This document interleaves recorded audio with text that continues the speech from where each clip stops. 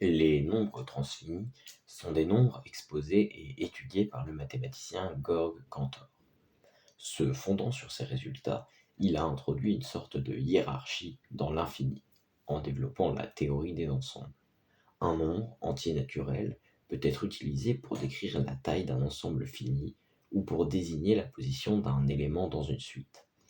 Ces deux utilisations correspondent respectivement aux notions de cardinal et d'ordinal. Ces nombres ont des propriétés différentes selon que les ensembles auxquels ils s'appliquent soient finis ou infinis. Ces cardinaux et ordinaux sont dits transfinis dans le second cas. Leur existence est assurée par l'axiome de l'infini. Le premier nombre ordinal transfini est noté oméga, dernière lettre de l'alphabet grec.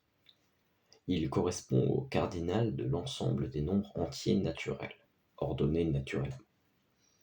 L'addition des ordinaux est associative, mais pas commutative. On peut aussi définir une multiplication et une exponentiation, ce qui donne lieu à une arithmétique sur les nombres ordinaux transfinis. Dans ZFC, la théorie des ensembles de Zermelo-Fraenkel avec axiome du choix, à tout ensemble correspond un cardinal, et les cardinaux sont 2 à 2 comparables. Dans ce cadre, le plus petit cardinal transfini est noté Aleph 0. C'est le cardinal de l'ensemble des nombres entiers naturels. Dans la définition de von Neumann, Aleph 0 égale oméga.